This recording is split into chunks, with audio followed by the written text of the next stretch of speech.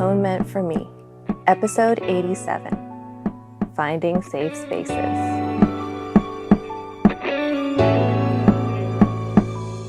Hey Magical Misfits, it's Caden Ivy and welcome back to Atonement for Me. So, in part of my journey of kind of transforming my house, I've mentioned a lot that I've been trying to make it into a sanctuary, a place where I feel safe and comfortable, but a place where my family feels safe and comfortable. And that family extends to our chosen family, and having that spot for people to come to for support and belonging, I guess. Because I've always struggled with finding a place where I fit in. And as an adult, I've stumbled into many spaces where I found a lot of other people who are kind of mix and match and misfits like myself. And those are the people who I've collected along the way as kind of my extended family. So that extended family makes up of all kinds of people, of many different ethnic backgrounds, of many different sexualities and identities. And that's what makes that space that they're in, that family, that collective, beautiful. But what also makes that so beautiful is the acceptance that I've found in those people, in those little niche places, because they understand that isolation, that alienation, that kind of being on the outside looking in.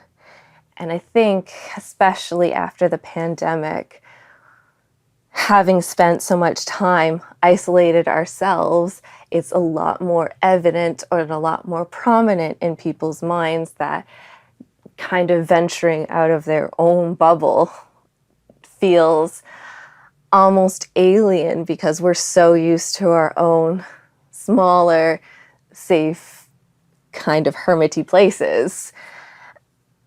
And a safe space doesn't necessarily have to be a physical one. Yes, I like to manifest that in the artwork that surrounds me, the decor, the kind of atmosphere that I like to curate in my own home. But I like for people to have that mental space when they are around me and able to tell me things. I definitely have struggled with communication and being able to express my feelings for the majority of my life. I still struggle with it now. But being around other people who I trust and I know that are safe and secure, I can have a little bit less of that guard up. I can delve a little bit deeper into myself.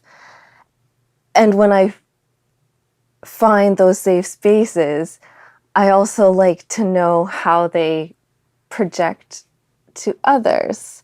Are they a safe space to others?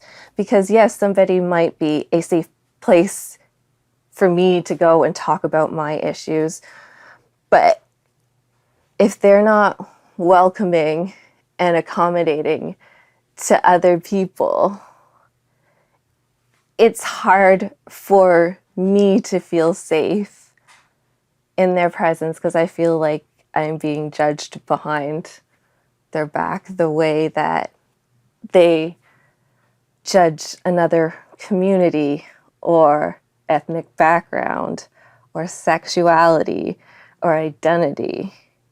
And there is a lot of divide among people and among friends and family right now along those kind of veins, that the beacon of hope kind of is those people who are tolerant and those people who aren't afraid to say, no, this isn't okay, if they see something that is bothering another person, that is taking away their humanity or denying their identity. That's how I know that's a safe space, because they're willing to stand up for that, to not fall back on excuses and microaggressions, to just kind of look at somebody who's bringing their story to them and be like, I see you. I don't see the politics or the yeah buts or the devil advocate or could it have been this? Did you misread this? I like to see the person, and when I bring that forward, I like to be seen as well. And that's just the tea.